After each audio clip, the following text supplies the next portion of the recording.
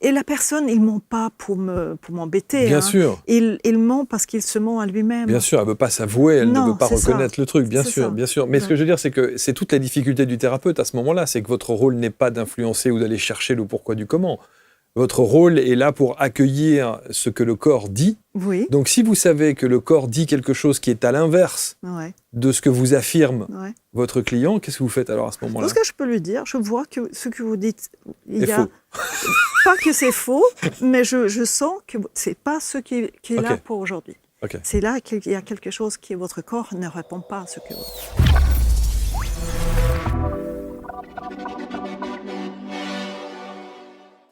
Vous vous êtes déjà demandé comment les cycles lunaires pouvaient concrètement transformer votre vie? Découvrez une méthode révolutionnaire qui va au-delà de l'astrologie traditionnelle. Dans cette masterclass gratuite, Johan Roche vous dévoile son approche centrée sur l'influence de la Lune, permettant d'appliquer l'astrologie de façon vibratoire et émotionnelle dans votre quotidien. Plus qu'une simple masterclass, c'est une approche pédagogique innovante qui rend l'astrologie enfin accessible à tous. Ne manquez pas cette opportunité unique de maîtriser un outil puissant pour forger votre destin. Cliquez maintenant en haut à droite de l'écran ou sur le lien en description pour réserver votre place. Merci d'être avec nous, bienvenue. Merci de votre soutien, de vos commentaires au travers de cette émission, de ce que vous allez en ressentir et puis éventuellement savoir si cette méthode, car il s'agit bien d'une méthode dont on va parler, peut vous intéresser, est-ce qu'elle peut vous apporter dans votre quotidien. Mais ça, pour ça, il faut des experts, il faut des gens qui maîtrisent, qui connaissent parfaitement bien et qui en sont les dignes représentants. C'est le cas de mon invité. Sophia Segal est installée sur les canapés.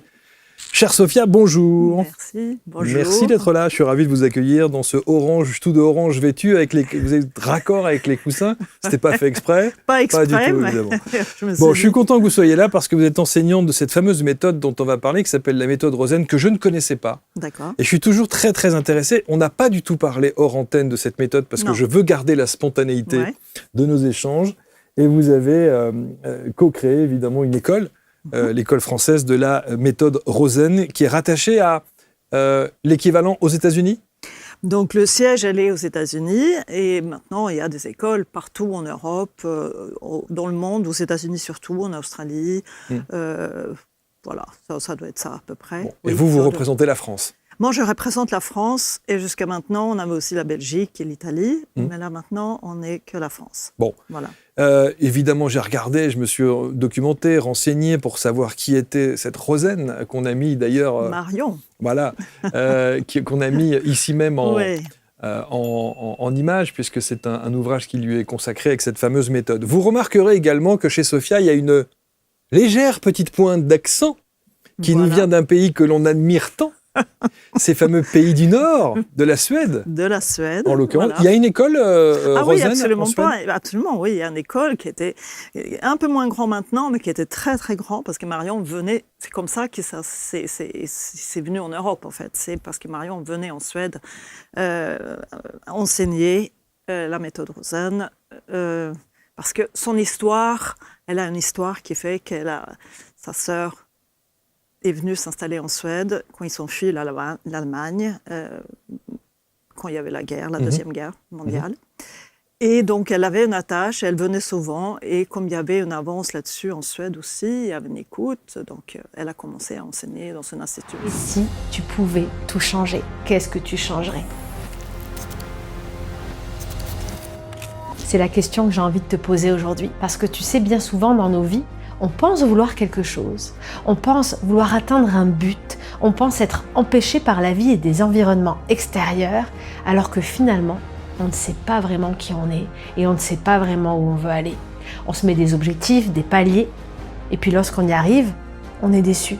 Ça paraît pas aussi bien que ce qu'on avait imaginé. La vérité, c'est que tous ces obstacles et cette réalité que tu te projettes autour de toi, qui te paraît pas être si terrible souvent, elle est filtrée par ça. Elle est filtrée et contrôlée par plein de fils invisibles et de chaînes qui sont là depuis ton enfance, peut-être même depuis avant, et qui t'empêchent littéralement de voir la vie telle qu'elle est et de te voir tel que tu es. Elle te donne une histoire, une sensation de cheminer et de ne pas être en contrôle. Mais en fait, à l'intérieur de toi, il y a plein de petites choses qui te contrôlent au quotidien.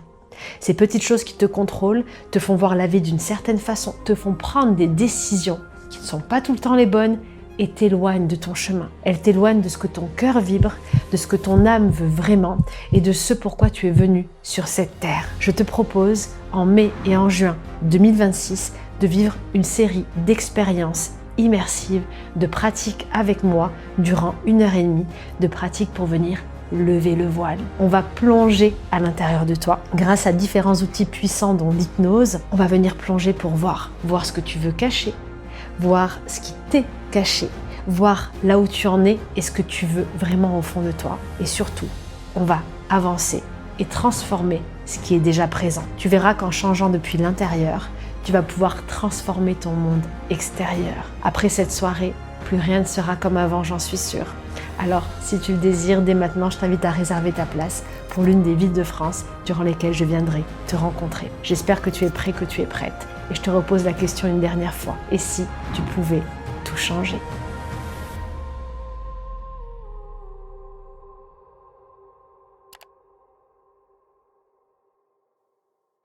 Qui est Marion Rosen ? Marion Rosen, c'est une femme qui était kiné et qui avait démarré, elle venait de l'Allemagne, c'est une Allemande. Elle avait une passion pour la danse, pour les mouvements. Et elle avait, malheureusement, elle était trop grande pour pouvoir danser. Donc, elle a commencé à observer, elle a commencé à assister parce que, comme j'ai dit, elle a été obligée de quitter l'Allemagne à cause de la guerre. Elle est arrivée en Suède et elle avait une passion pour le corps, en fait. Donc, elle avait compris très vite que le corps parlait, il y avait un langage de corps. Et oui, avant qu'elle partait de l'Allemagne, elle avait aussi commencé à travailler avec les personnes, avec les psychothérapeutes à l'époque pour montrer où elle travaillait avec eux, pour donner des massages, tout simplement. Et ils ont constaté que quand on donnait un massage et après on avait une psychothérapie ou on avait une heure de thérapie, c'était beaucoup plus facile à arriver à des choses essentielles. Donc c'est comme ça. Donc elle est arrivée en Suède et elle a continué. Et elle est partie aux États-Unis où elle a démarré, elle a fait sa formation de kinésithérapeute en Suède. Elle est partie aux États-Unis et elle s'est installée et elle a fait sa vie là-bas. Et elle a commencé à travailler pour gagner sa vie. Et à fur et à mesure qu'elle a travaillé, donc ce travail, la méthode Rosen, c'est vraiment c'est le fruit de 30 ans d'expérience. Elle se disait, je reçois mes clients, je les arrange, je les fixe, comme elle disait, je les guéris, mais ils reviennent avec les mêmes douleurs. Comment ça se fait ? Beaucoup de kinés, d'ailleurs, disent ça. C'est ça, voilà. Et c'est le problème de savoir qu'effectivement, on soulage sur l'instant, ouais. Mais il y a une répétition qui fait que les gens reviennent parce que la douleur revient. Exactement. Et c'était ça, c'est un gros questionnement. Et suite à ça, elle commençait donc à travailler un peu différemment. Elle se disait, mais comment, si elle a constaté que quand elle commençait à faire parler les personnes sur la table, en touchant, là, il y avait quelque chose qui se passait dans le corps, dans la respiration, et dans les douleurs, tout simplement. Quand les personnes rentraient chez eux, ils avaient quelque chose qui avait changé profondément. Alors, parler, ça veut dire un échange verbal, vraiment ? Un échange verbal, mais c'est pas thérapeutique, c'était plus une... Elle laissait parler les personnes, ceux qui venaient. Et souvent, les personnes disaient, mais c'est étonnant parce que je n'ai jamais dit ça à personne. Donc, c'est quelque chose qui était... on était dans les années 50 à Berkeley, dans le sud des États-Unis. Donc, c'était aussi, bien sûr, une autre culture. Aujourd'hui, on est différents, mais aussi différents. Mais elle avait quand même laissé la place à la parole et à la parole en combinaison avec ce que les personnes sentaient. Donc, c'est ça, c'est comme ça.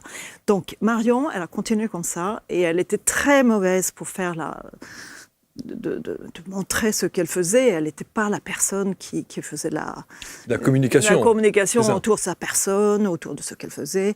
Mais il y avait une autre femme qui s'appelait Elaine Mayland qui a observé ce qu'elle faisait. Elle disait, il faut absolument qu'on qu'on va documenter. Un protocole, Voilà. véritablement. Même pas un protocole, un document, essayer de comprendre ce qui est mettre sur papier, ce que tu fais, Marion. Ouais.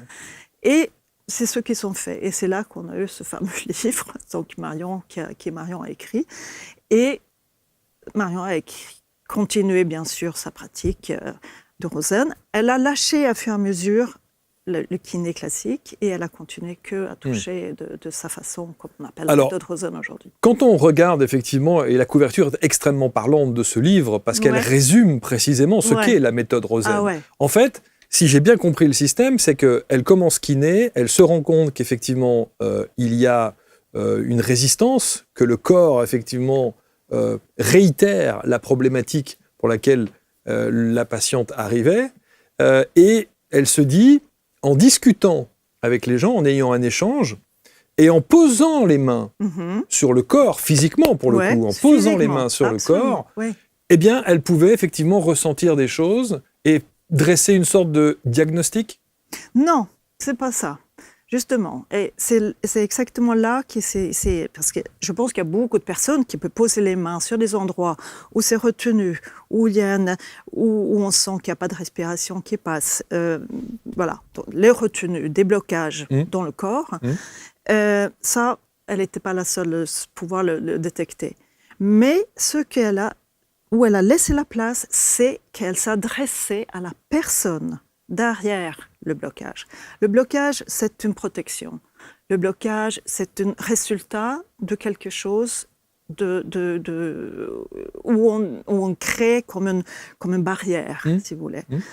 Mais il y a toujours quelqu'un derrière qui construit cette barrière, qui construit ce blocage, qui construit cette tension. On a tous des tensions. Bien sûr, des traumas, suite à des traumas, suite à des situations ça peut être des traumas. Plus ou moins difficiles. Voilà, et souvent c'est des traumas. Bien sûr, et ça a été le cas pour vous.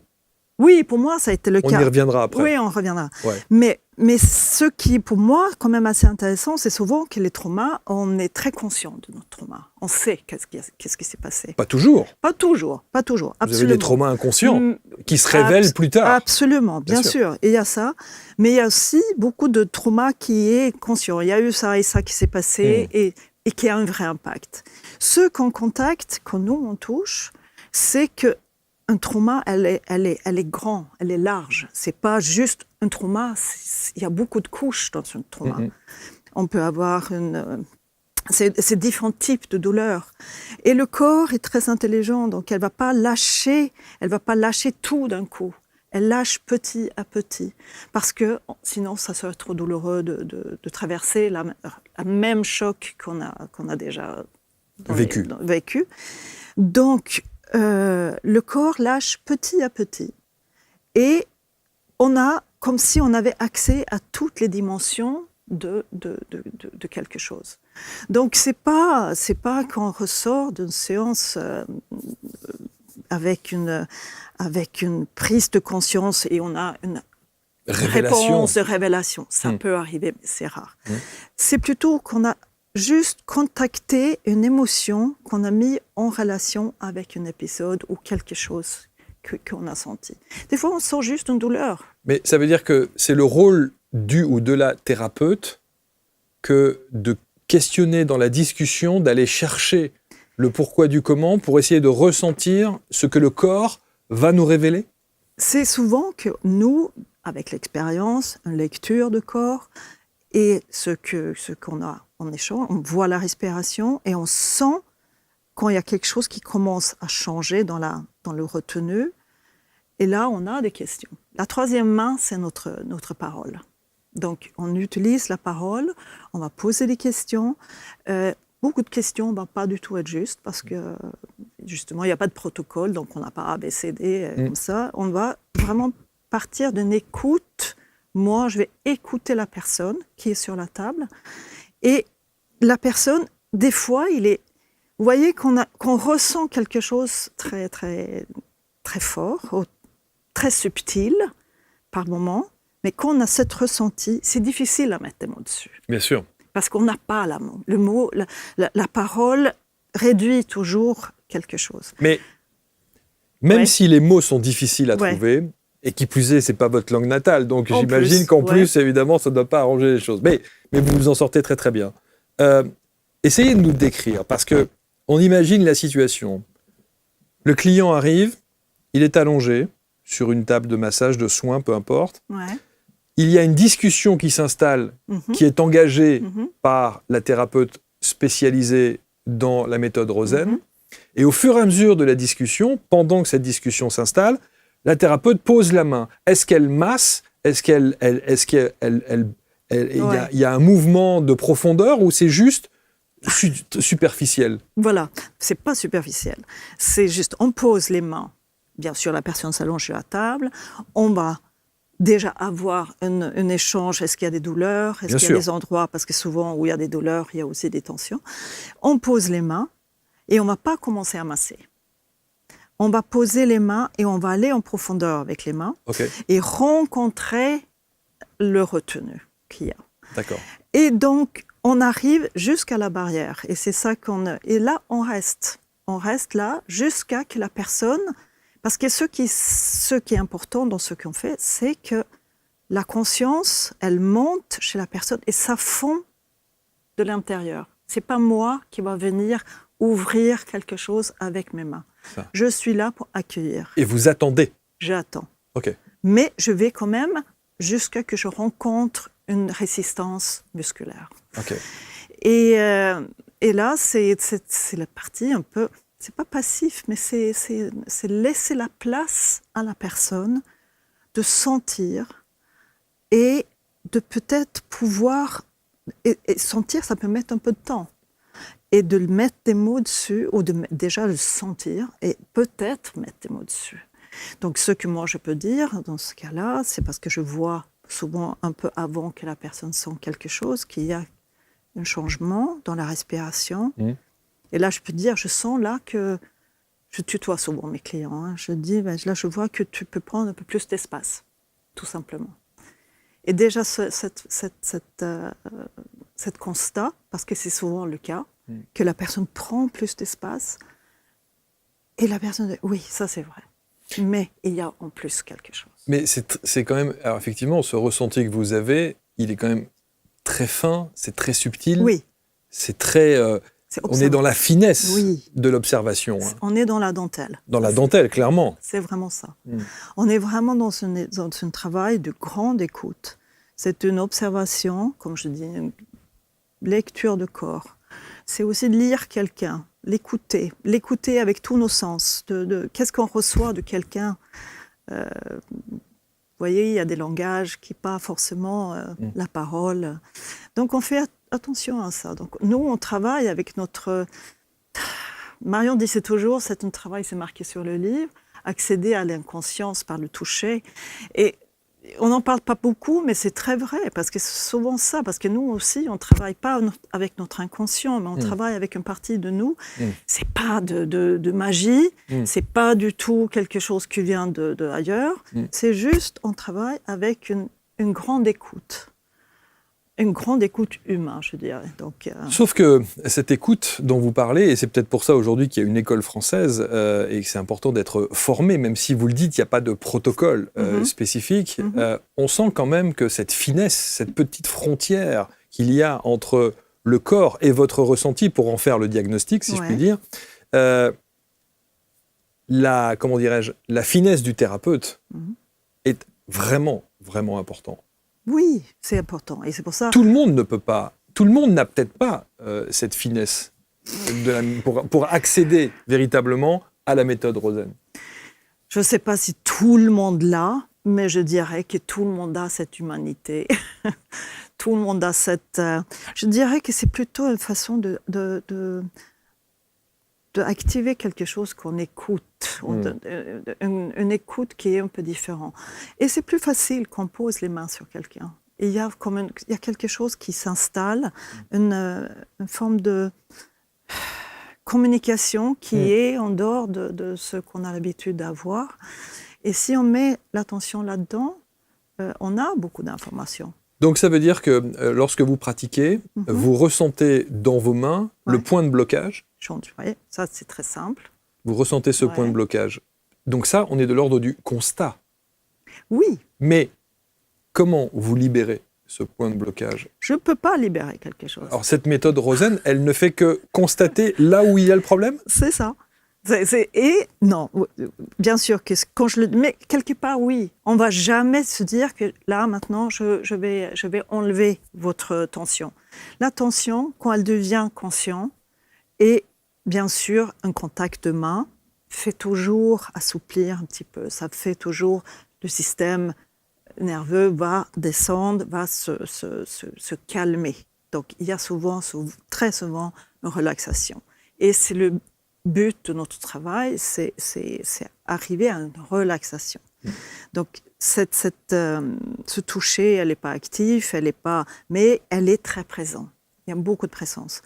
Et une écoute, comme je dis, qui rentre dans la présence. Et nous, on attend que la personne, ça, je sais que ça semble étrange, mais qu'elle est, parce que je vous toucherai. Elle s'auto-régule elle se permet d'elle-même. de remonter et de me rencontrer. Okay. C'est la personne. Parce qu'il y a toujours quelqu'un, comme je commençais au départ, il y a toujours quelqu'un qui est là, derrière, qui a mis cette tension en place. Ouais. Et il ne sait pas pourquoi, parce qu'on est dans l'inconscient, très souvent. Mais quand je suis là pour le rappeler que c'est comme ça. Mais quand vous dites que vous rencontriez, enfin en tout cas que beaucoup de kinés, d'ostéos rencontraient les problèmes récurrents qui revenaient par définition systématiquement, qu'est-ce que vous mettez en place pour que le point de blocage que vous avez identifié ne revienne pas? Oui, c'est que la personne en question, lui-même, il y a comme une connexion avec ce blocage et quelque chose, je ne dis pas, c'est pas un épisode bien précis, mais ça peut être une émotion, ça peut être une fatigue, ça peut être une déception, ça peut être être obligé de résister face à quelque chose. Et ça, souvent, il le dit, et là, on peut commencer peut-être à voir... C'est pas un échange avec beaucoup de paroles, parce que ça n'a pas de... Dans ce cas, on monte à la tête et ça devient intellectuel. C'est vraiment juste mettre certains mots, comme des mots-clés, pour que ça prenne une forme un peu plus bas, parce que la personne connecte avec sa tension à ce moment-là. Et c'est ça, se rencontre. Tension, Pardon, excusez-moi Sophia, on a juste besoin parfois de mettre, pour décrire ça, évidemment, on a juste parfois besoin d'avoir des cas précis. Donnez-nous un cas qui vous a profondément marqué, d'une situation, d'une personne qui vient avec une problématique, somme toute parfois inconsciente ou consciente, que vous découvrez au fur et à mesure de l'échange et de la discussion, et pour le coup, terminé. Les choses, elle ne reviendra jamais pour cette problématique-là. Ça, c'est rare. Ça, c'est très rare. Donc, ça veut dire, ça veut dire que ça se répète, en une séance, c'est rare. Ah, ok, il faut plusieurs séances. C'est quelque chose qui se fait, c'est pas un quick fix. Hein. C'est pas quelque chose, je fais pas... Donc, ça peut arriver. Et j'ai eu certains cas, je sais même pas... Il y a des personnes qui rentrent et qui contactent souvent les problèmes dans le bassin. Il y a des grandes prises de conscience. Au niveau de respiration, au niveau du cœur, on peut sentir que oui, j'ai jamais pu accueillir, j'ai jamais été capable de recevoir, par exemple. Mais c'est plutôt qu'on prend petit à petit conscience que oui, je fais ça, et c'est comme si on se recentre à fur et à mesure. Donc c'est pour ça que c'est aussi ce qu'on dit, c'est ce qui se passe entre les séances qui sont importants. La séance ouvre, met quelque chose en route, si vous voulez, en place. Après, il y a la vie qui est après la séance. Et c'est là que c'est intéressant. C'est là qu'on commence à regarder les différences. Est-ce que le client doit faire quelque chose entre ces séances ? Non. Peut-être bouger, parce qu'il y a aussi quelque chose qu'on appelle le mouvement de Rosen. Et ça, c'est une série de mouvements que Marion avait mis en place. Elle avait même démarré par ça, justement parce qu'elle voyait que le corps, comme si elle gelait un petit peu à certains endroits. Et quand il n'y a pas de mouvement dans le corps, il y a aussi émotionnellement de blocage.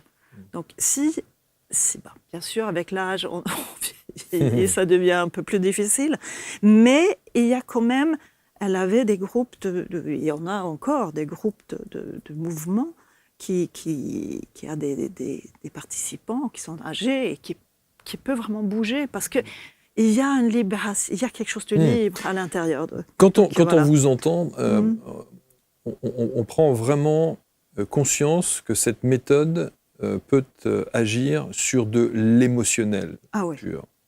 On est bien d'accord. Oui. On va chercher l'émotionnel. Ouais. Et ensuite le langage du corps qui vient ensuite confirmer évidemment cette partie émotionnelle. Mais si quelqu'un vient avec une pathologie physique, parfois même lourde, la méthode Rosen est valable ou pas? Non, hein. pas du tout. Pas du tout. On ne guérit rien du tout.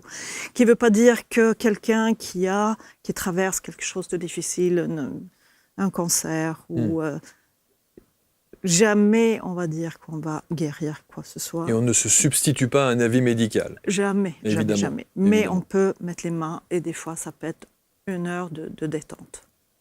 Et peut-être aller un peu plus loin. Parce que souvent aussi, qu'on est malade ou si, je sais par exemple, beaucoup de femmes enceintes qui est bien, l'esprit n'est pas disponible tout à fait. On a besoin, par exemple, si on est enceinte, on met un enfant au monde, c'est comme s'il y avait quelque chose en nous qui est concentré là-dessus. Donc on n'est pas tellement disponible à venir ouvrir des anciens traumatismes ou épisodes. Et si on a des maladies lourdes, c'est un peu la même chose, parce qu'on a donc c'est pour ça que je dirais non. On ne travaille pas avec des personnes malades. Vous parliez notamment des femmes enceintes. Qu'est-ce qu'elles viennent chercher, ces femmes enceintes?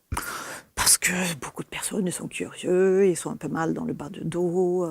Voilà, je peux le faire. Moi-même, j'étais enceinte tout le temps. J'ai 4 enfants. J'étais enceinte en permanence quand j'étais dans la formation. Je me mettais sur le côté et ils m'ont mettait un peu les mains dessus. Mais je le sais, c'est pour ça que je dis par expérience, je sais qu'on était... Oui, ça fait du bien. Mais c'est là que c'est une communication avec la personne. Il y a les tensions au milieu, mais on connecte avec la personne. Et si la personne n'est pas disponible, on ne peut rien faire. Parce que c'est vrai que ça, c'est important de prendre en considération que, encore une fois, quand on parle de méthode, on a tout de suite envie d'y associer le mot ça va être la méthode qui va changer ma vie, qui va révolutionner mon état actuel, etc., etc. Peut-être qu'il faut avoir un peu de distance par rapport à cette analyse-là. Ah oui, moi je pense qu'il n'y a aucune méthode Je suis d'accord. qui, pour certaines personnes, à certains moments dans leur vie, ils rencontrent quelque chose et ça peut être révolutionnaire. Mais est-ce qu'on est sur une méthode de bien-être ? On est dans une... Absolument. Mais on peut rencontrer aussi, c'est ça qu'on est de bien-être, mais souvent dans les séances, on rencontre aussi ces douleurs. Et c'est ça aussi, parce que quand on commence à toucher quelqu'un, il y a aussi toutes ces douleurs qui montent. Donc, je dirais qu'il faut être prêt à rencontrer ce qui est là, en fait. Parce qu'on n'est pas que... Oui, c'est pas une séance de spa, hein, c'est ça que je veux dire. C'est ça. C'est absolument pas un petit massage de spa. Non. Et c'est pas non plus une psychanalyse. Exact. Voilà. Donc c'est quelque chose, mais c'est comme si le corps incarne quand même ce qu'on porte à l'intérieur. Et ce qu'on porte à l'intérieur, c'est pas toujours confortable. Donc c'est pour ça que la formation est longue aussi, parce qu'il faut qu'on soit prête et capable et assez à l'écoute pour pouvoir accueillir quelqu'un. Alors, on va parler bien sûr de cette formation, on va parler de l'école française de la méthode, les méthodes Rosen, qui est visiblement disponible un petit peu partout. Il y a plein d'écoles en Europe, aux États-Unis, etc. Parlons un peu de vous quand même, parce que évidemment, je disais tout à l'heure qu'il y a des situations de vie qui sont parfois douloureuses et qui se transforment souvent par des traumas. Et vous, c'est une séance de la méthode Rosen qui vous a donné envie d'aller plus loin. Oui, c'est ça en fait. C'est ça qui fait que je suis là aujourd'hui, que je fais de Rosen. J'ai eu une séance de Rosen par Monica Bolling, c'est la personne qui a emmené la méthode en France. Et moi, j'ai été son premier élève, finalement. Mais donc, elle m'a donné une séance. Et c'est là que j'ai compris que mon corps était un endroit où j'avais accès à des choses que je ne savais pas que j'avais accès. J'avais à mon histoire qui était où c'était assez proche. Avant ma première séance de Rosanne, j'avais eu des traumatismes, on peut dire. Cette disparition de votre papa. Oui, mon père. Brutalement. Qui s'est suicidé. Et il s'est suicidé à la maison chez nous. Et c'était bien sûr le résultat d'une longue dépression. Oui, c'était compliqué. Mais je traversais ça avec une efficacité absolument énorme. Et j'étais très... forte que vous pensiez. Exact. Comme souvent, je portais tout le monde, je portais ma mère, je portais ma sœur, je portais tout le monde et j'agissais. J'ai aussi cette part de moi comme ça. J'ai un côté comme ça. Et quand je suis arrivée sur la table, et oui, au plus, j'avais eu mon premier fils. J'ai 4 enfants et j'ai eu mon fils aîné, qui était pour moi une ouverture vers un amour absolument... Je ne savais pas que ça existait, cet amour. C'est beau. Qu'on pouvait avoir pour un bébé ou pour un enfant. Donc, c'était aussi quelque chose... Déjà, j'ai eu donc cette vécu avec mon père qui avait disparu d'une façon incompréhensible et brutale, qui avait aussi ouvert quelque chose en moi. Je travaillais dans le textile, je travaillais un peu dans la mode, c'était vraiment pas mon milieu, mais par tradition familiale, je travaillais là-dedans. Et quand j'ai eu sa première, je me suis dit, mais c'est possible d'avoir ce ressenti dans le corps, d'avoir accès à moi-même à travers de mon corps. Mais surtout, pardon, je vous coupe, mais vous avez une dualité dans l'émotion qui était quand même incroyable. La naissance formidable de votre enfant et cet amour que vous ressentez. Absolument. Et la tristesse qu'on peut imaginer, même si vous la camoufliez pour vous sentir forte, bien sûr, mais la tristesse de la disparition de votre père. Et tout ça arrive quasiment au même moment. Quoi. Exactement, donc ça arrive à peu près au même moment. C'est percutant. C'est absolument. Et là, je rencontre la méthode, et j'avais en gros jamais fait... rien dans pas ce de soins, pas d'accompagnement psy, pas de psy, rien du tout. Et j'étais un peu, je me souviens, c'était comme j'avais comme un secret. Je me dis, mais je rencontrais l'amour de ma vie en fait. Je me suis dit, mais c'est, et quand je réfléchis après, c'est parce que j'ai rencontré quelque chose en moi.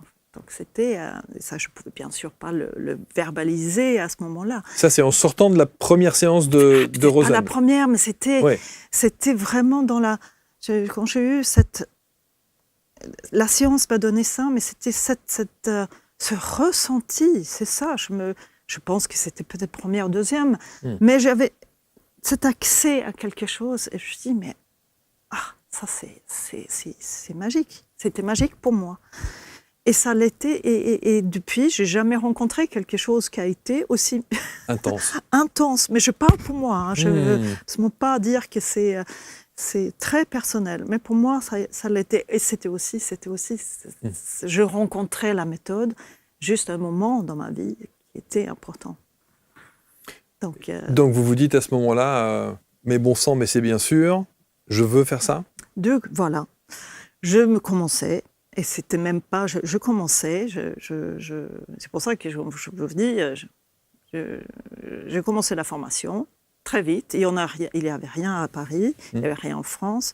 Donc j'allais un peu en Suisse, après je montais en Suède. Et j'ai fait ça comme ça. Et j'avais quand même, à fur et à mesure, j'avais 4 petits-enfants à la maison, c'était galère. C'est sûr. Mais je l'ai fait parce que il n'y avait pas d'alternative, je ne sais pas comment vous dire. Vous savez, quand il y a quelque chose on doit le faire. Vous êtes porté. Voilà, je devais le faire, j'étais portée. Ouais. Et je l'ai fait. Et à fur et à mesure, on a créé avec Monica, qui est aujourd'hui décédée, mais on avait monté l'école et après, il y a eu 2 autres personnes, Irma Benaroche et Catherine de Saumanière, qui sont venues se rejoindre à nous. Cette fameuse Marion Rosen, elle n'avait pas monté de centre de formation, si ? Si, elle avait une à Berkeley. Elle avait une ? Ok. Elle était là, ouf. Oui, elle s'en fichait, c'était pas son... Oui, c'est ça, ouais. Mais elle avait des personnes autour d'elle qui le mettaient vraiment au centre tout le temps. Donc elle montrait ce qu'elle faisait, tout simplement. Voilà. Est-ce que, parce qu'on peut se poser toujours cette question, sur cette chaîne, Ouais. Et dans ces émissions, évidemment, il y a beaucoup de méthodes Oui, à droite, à j'imagine. gauche. Beaucoup de gens viennent avec leurs solutions, et c'est tant mieux, parce que, encore une fois, on n'a pas d'idées préconçues là-dessus. On propose, et puis les gens voient des choses. Est-ce que scientifiquement, avec le nombre d'années que cette méthode existe, est-ce que scientifiquement, il y a peut-être des médecins, des professionnels de santé qui se sont intéressés à la méthode et qui attestent aujourd'hui qu'effectivement, elle est en place et elle est crédible, cette méthode? Ah oui, oui, il y avait même maintenant... Il y a des études? Il y a des études, beaucoup d'études en Suède, parce que justement, c'était très, très grand pendant une vingtaine d'années. Et aujourd'hui, ça c'est un peu...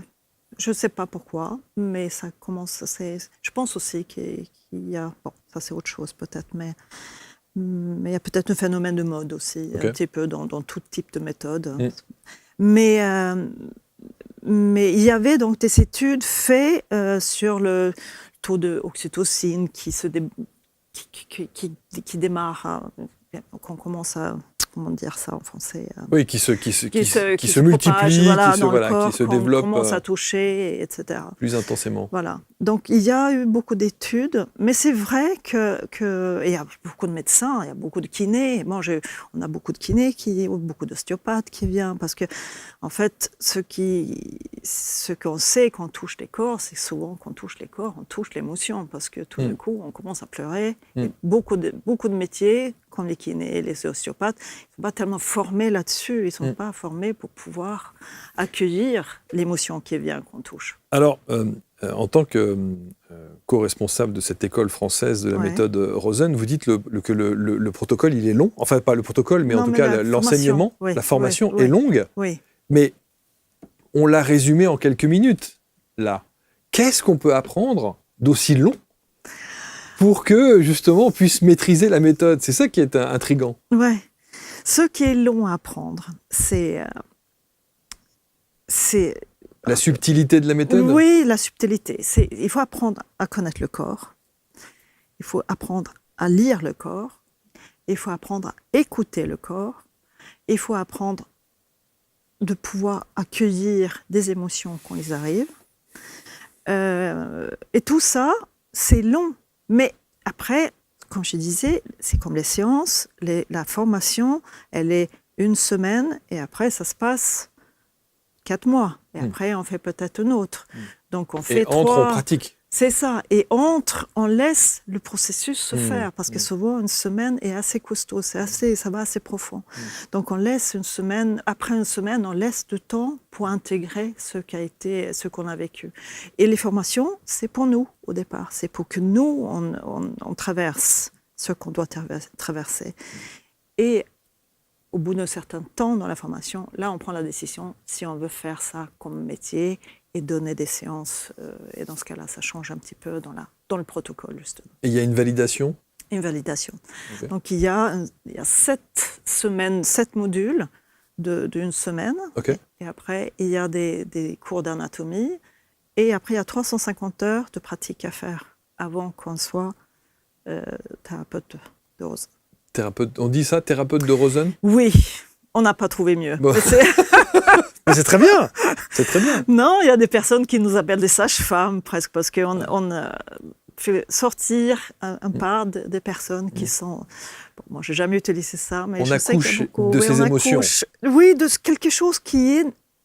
Certaines personnes diraient presque de nous, en fait, parce qu'on est plus proches. Et c'est d'ailleurs le geste que vous avez quand vous décrivez effectivement... je trouve qu'il y a une... je ne sais pas si j'espère ne pas vous heurter en disant ça, mais il y a presque une dimension un peu mystique. Oui, je sais que les gens pensent que c'est mystique, mais c'est tellement peu mystique, parce qu'on va vers ce qu'on est, nous. C'est le contraire de mystique.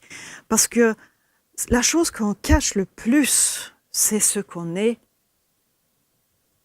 intérieurement.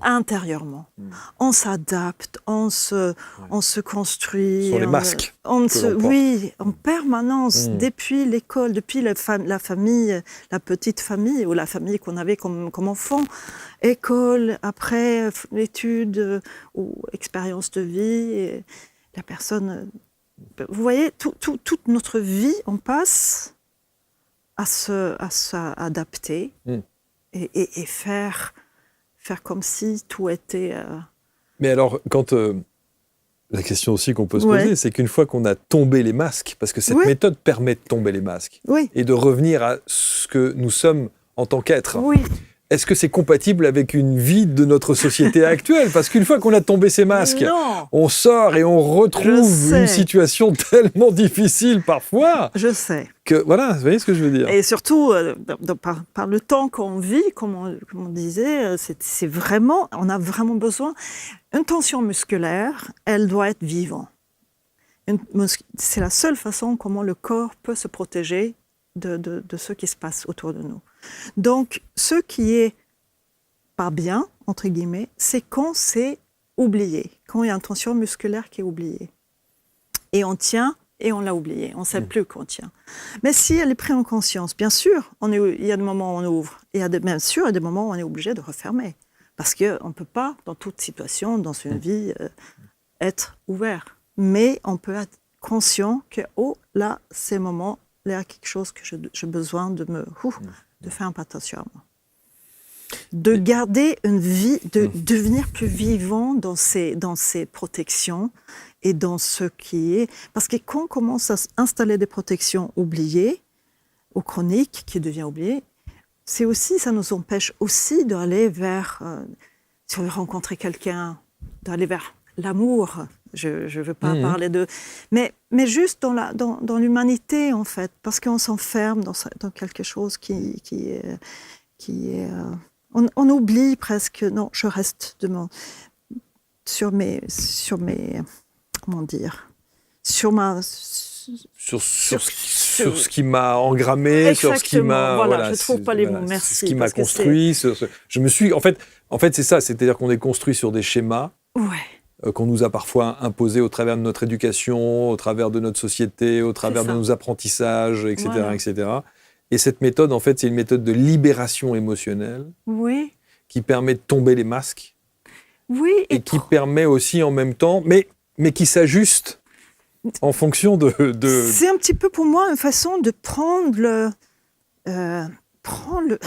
contrôle, c'est horrible comme mot, mais prendre la main sur ces protections, en fait. Alors, est-ce que, par exemple, parce que c'est aussi ça, il y a beaucoup de méthodes où des gens qui disent, et qui vont voir des thérapeutes qui disent, moi, je viens vous voir, ça ne va pas, mais je ne sais pas pourquoi. Oui, très souvent, c'est ça. Très souvent, c'est ça, parce qu'on a oublié pourquoi ça ne va pas.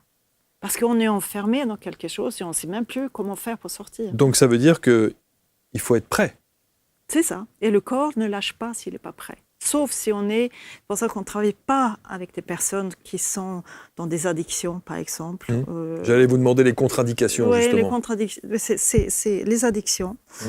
Bien sûr, des personnes qui ont été addictes plus tard, avant, après, bien sûr, on peut les prendre en charge.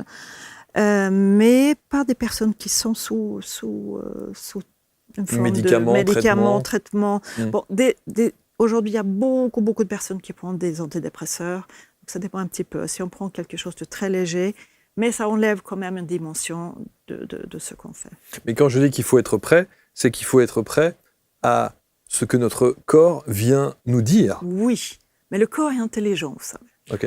Très intelligent. Il vous dira ce que vous êtes censé. Il vous dira ce que vous êtes Elle censé. ne lâchera pas si vous n'êtes pas prêt. Ouais. C'est ça. Pouvoir accueillir. C'est ça. Elle ne va pas commencer à ouvrir comme ça si vous n'êtes pas prêt. Ouais. Et très souvent, j'ai des personnes qui arrivent. Ah oui, je vais régler ça. Il se met sur la table. Hop, je suis prêt. Il n'y a rien qui se passe parce que quelque part en eux, ils ne sont pas prêts à confronter ce qu'il y a à confronter. Ou rencontrer ce qu'il y a à rencontrer. Parfois, je me dis qu'en tant que thérapeute, vous devez savoir si quelqu'un vous ment. Ah oui. Ça se voit dans le corps. Ah et oui. c'est ça qui est... Parce que souvent, les personnes... Mais ça, c'est quelque chose qu'on voit dans la respiration. Quand la respiration s'ouvre, là, on sait que c'est vrai. Donc, le corps ment jamais. Donc, et ça, c'est quelque chose qui est... Et la personne, il ne ment pas pour m'embêter. Bien sûr. Il ment parce qu'il se ment à lui-même. Bien sûr, elle ne veut pas s'avouer, elle ne veut pas reconnaître le truc, bien sûr. Mais ce que je veux dire, c'est que c'est toute la difficulté du thérapeute à ce moment-là, c'est que votre rôle n'est pas d'influencer ou d'aller chercher le pourquoi du comment. Votre rôle est là pour accueillir ce que le corps dit. Oui. Donc, si vous savez que le corps dit quelque chose qui est à l'inverse de ce que vous affirme votre client, qu'est-ce que vous faites alors à ce moment-là? Parce que je peux lui dire, je vois que ce que vous dites, faux. Pas que c'est faux, mais je sens que c'est pas ce qui est là pour aujourd'hui. C'est là qu'il y a quelque chose qui votre corps ne répond pas à ce que vous dites. Donc il y a... Bien sûr, je me formule un peu, ça dépend un petit peu de la personne. Mais je ne veux pas lui dire, oui, là, vous... Marion était très, très, très directe. Elle pouvait dire... Non, vous me racontez des cracks, là. Ouais. Exactement. Ah, oui, là, ce n'est pas vrai, ce que vous dites. Ah, oui. Qu'est-ce qu'il y a en plus? Mais... C'est incroyable, ça. Mais oui, bien sûr, elle était très directe. Bon, et tout le monde avait... Surtout avec le temps, quand elle devenait plus âgée, elle était très respectée, donc tout le monde l'écoutait, mais c'est vrai que c'était... elle avait un très franc-parler, on dit ça? C'est ça, ouais. C'est ça. Que nous, on essaye de ne pas enseigner trop quand même, on essaye quand même d'aller un peu plus dans la douceur. Mais c'est aussi, nous, on est la personne qui guide la séance, et la personne croit à quelque chose, nous, on essaie d'aller vers la vérité. Et c'est ça aussi, et la personne a besoin d'être vue et d'être vue dans la vérité. Et même si elle n'est pas toujours confortable, c'est souvent plus... On est plus content d'avoir la vérité et être rencontré là-dedans que quelqu'un qui te dit, oui, vous avez des... Vous savez, en France, on a un questionnement qui dit, est-ce que toutes les vérités sont bonnes à dire? C'est vrai. Et là, bien sûr, je ne vais pas dire... à quelqu'un, là je pense que vous avez été, il y a eu un abus. Un abus, oui, clairement. Non, ça jamais je le dirais. Mais vous pouvez le voir? Pas clairement, bien sûr, mais je peux sentir qu'il y a quelque chose qui est très retenu. Mais je ne vais jamais pouvoir dire, oui, c'est ça. Oui, bien sûr. Je n'ai pas cette capacité de voyance. Bien sûr. Mais parce qu'on pourrait s'imaginer, quand je disais qu'il y a une dimension un peu mystique, spirituelle plus, on se dit, bon ben voilà, il y a un peu de magnétisme, un peu de canalisation, un peu de... Non, vous pensez qu'il n'y a rien de tout ça? Non, je pense qu'il n'y a rien de tout ça. Vous pensez que Madame Rosen n'était pas spirituelle plus? Si, on est forcément spirituel. Au bout de 30 ans de pratique, on devient spirituel. Parce que spirit, c'est âme. Et on a envie de rencontrer l'âme de l'autre. C'est ça qu'on a envie. Donc on a envie de rencontrer la personne. On n'a pas envie de rencontrer son ange ou ses ancêtres. Vous voyez, c'est pas ça. Mais alors que son problème émotionnel peut venir. Peut-être. Et là, c'est peut être du transgénérationnel aussi. Hein. Absolument. Et là, moi je dis qu'on sait, parce que, et ça je peux pas le détecter, c'est difficile. Mais des fois, on peut avoir des soupçons et je lui dis, ça c'est hors de mon domaine. Okay. Je peux pas, je travaille, je peux comprendre que c'est peut-être ça, mais j'ai pas les outils pour ça. Mais je suis convaincu que si. Que j'ai ces outils? Je suis convaincu que vous avez, je le ressens, je suis convaincu que vous avez cette dimension. Moi, ce que j'appelle l'intuition plus, parce que les gens sont toujours un peu gênés quand je commence à déraper un peu sur ce truc-là. Mais je suis sûr qu'avec 25 ans, 30 ans de pratique, vous devez tout de suite savoir si c'est de l'ordre du transgénérationnel, si c'est de l'ordre de... Vous voyez, si c'est en dehors du cadre classique. On peut avoir des intuitions, des ressentis. Oui, des intuitions, et on peut... Mais, première chose, je ne peux pas être sûre de ça, parce que je n'ai pas la connaissance claire quand même de ça. La personne n'est peut-être pas prête à l'entendre. C'est vrai aussi, ouais. Donc... Et ça ne va pas rajouter grand-chose à la séance, vous voyez. Ce qui est important, c'est ce qui se passe là, dans l'instant. C'est maintenant, dans le seconde qui se... La séance est juste là. 30 minutes plus tard, c'est autre chose. Donc c'est pour ça que ça m'intéresse, moi. Dans la science, dans le Rosen, ça m'intéresse en dehors de ça, mais c'est pas dans ce qu'on fait. Mais je suis convaincu quand même. Donc cette méthode Rosen, vous dites qu'effectivement il y a deux approches. La première, c'est ce travail corporel individuel que vous pratiquez en séance individuelle. Ouais. Et puis il y a la deuxième approche qui est le mouvement Voilà. Rosen aussi, où là, on fait du groupe. C'est des groupes avec une personne qui dirige le groupe. C'est ça. Et comme je disais, c'est par là que Marion a commencé, parce qu'elle était, comme je disais au départ, elle voulait être danseuse. Donc elle a observé pendant des grands moments, elle a observé des danseurs, comment ils bougeaient. Et c'est comme ça qu'elle a pris beaucoup de 3 dimensions de corps. Et quand elle a voulu démarrer, elle a mis en place une série de mouvements pour garder la souplesse et l'ouverture, parce que les muscles, c'est quand même fonctionnel. C'est quelque chose qui fait soulever un bras, faire avancer les jambes. Et on voyait qu'au fur et à mesure qu'il y avait des douleurs et des tensions, le bras devenait plus serré, les jambes n'étaient pas aussi efficaces, il y avait des douleurs, etc. Donc, elle a mis en place ces mouvements. Et ça, on a aussi une branche de la formation qui est les mouvements de Rosen. Mais alors, parce que le truc, c'est qu'à partir du moment où ces séances Rosen ne peuvent se faire qu'avec le toucher, on a bien compris, mais si vous avez une personne qui anime le groupe... C'est toujours pareil. Vous savez, quand on commence à bouger, c'est une expérience personnelle. C'est quelque chose. Quand on commence à bouger, parce que c'est très dans la lenteur, si vous voulez, c'est vraiment investir le mouvement. C'est habiter le mouvement, de le ressentir. Et dans ce ressenti, quand il y a quelque chose qui se libère dans ce mouvement, il y a émotionnellement quelque chose qui se réveille. Et ça peut être plus d'énergie, ça peut être la joie, ça peut être la tristesse. Et ça peut... c'est infini. Hein. Donc voilà. Je trouve ça très intéressant. Ça donne envie en tout cas d'essayer. Alors autant vous dire que le présentiel est obligatoire. Bah oui.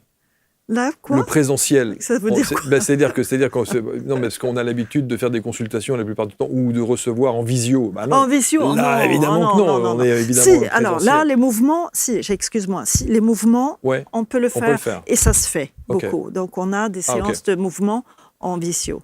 Mais les séances, non. Individuelles, bien sûr. Individuelles, bien sûr, moi je sais qu'ils sont ici pendant le Covid, c'est juste pas possible. Bon, bah oui, évidemment. Vos 4 enfants sont des adeptes de la méthode Rosen ou pas ? Non. Avec une maman qui est spécialiste. On devrait, je sais. Vous avez jamais fait de séance avec eux ? Ils sont tous eu des séances.